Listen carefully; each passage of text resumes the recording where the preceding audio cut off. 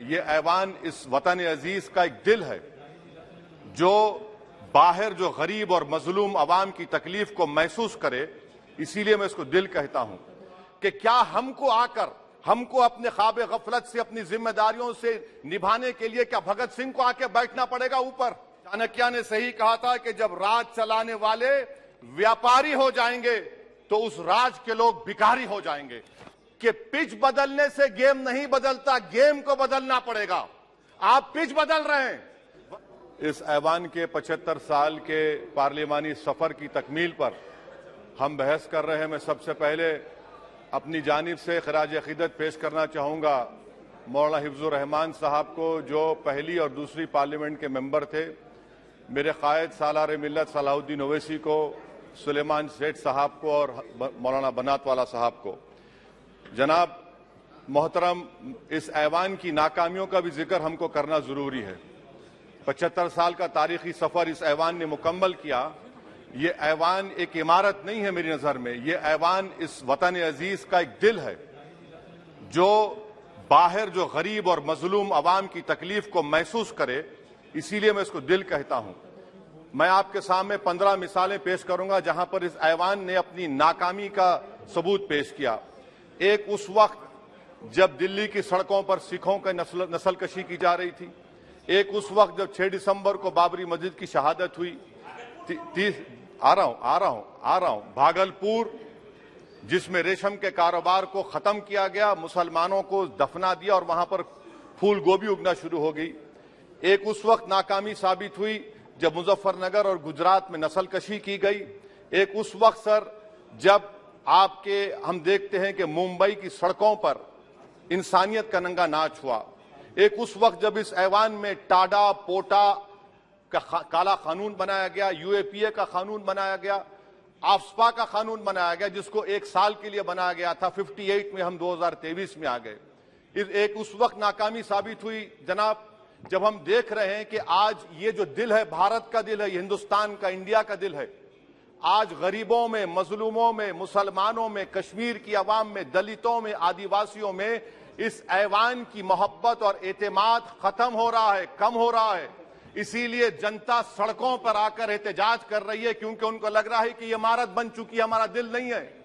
चाहे CAA का protest हो, चाहे किसानों का प्रोटेस्ट हो, चाहे शेड्यूल कास्ट के रिजर्वेशन का मसला हो। इसीलिए मैं आपके जरिए हम तमाम को मुतनब्बे करना चाह रहा हूं कि अगर हम रोडों पर इंसाफ करना जनता को अलाउ करेंगे, इस ऐवान को दिल नहीं रखेंगे, तो याद रखिए ये हमारी पार्लियामानी जमहूरियत के लिए बड़ा नुकसानदेह साबित होगा।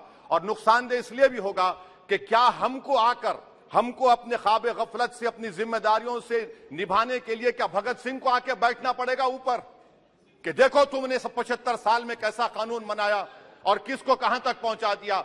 स्पीकर जनाब, इसीलिए मैं कह रहा हूं कि हम तमाम को अपनी जिम्मेदारियों को निभाना पड़ेगा। ये इमारतें ईंट से बनी हुई जरूर हैं, मगर ये इस इमारत में दिल है। इस इमारत को दिल के तौर पर बरकरार रखना पड़ेगा।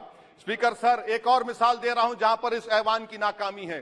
सर, अब तक लोकसभा के कितने 899 मेंबर कामयाब हुए। अब बताइए सर, पार्लियामेंट्री जमहूरियत में शराकतदारी की जमहूरियत है, रिप्रेजेंटेटिव फॉर्म ऑफ डेमोक्रेसी में 8,992 में कितने मुसलमान कामयाब हुए? कितने सर? 520, जबकि 1070 को इस ऐवान का मेंबर होना चाहिए था। कितना डिप्रीविएशन है सर?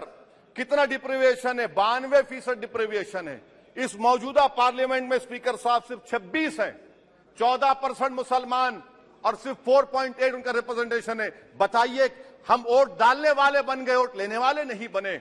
या तो हकीकत यह है कि आप वोट डालना नहीं चाहते उनको, आप सबको वोट डालेंगे, मगर जहां पर मुसलमान आएगा वो कामयाब नहीं होगा। बताइए, जब दिल में एक 14% आबादी की नुमाइंदगी नहीं होगी तो आप क्या फैसले करेंगे?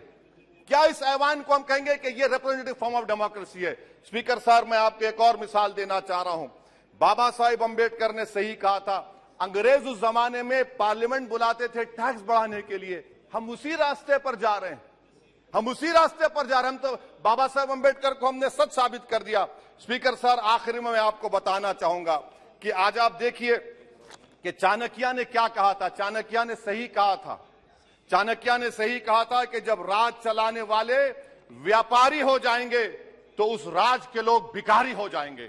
आज ये वक्त आ चुका है सर, आज ये वक्त आ चुका है कि क्या first pass the post system इस देश के लिए सही है या फिर हम प्रोपोर्शनल फॉर्म ऑफ रिप्रेजेंटेशन को फॉलो करेंगे।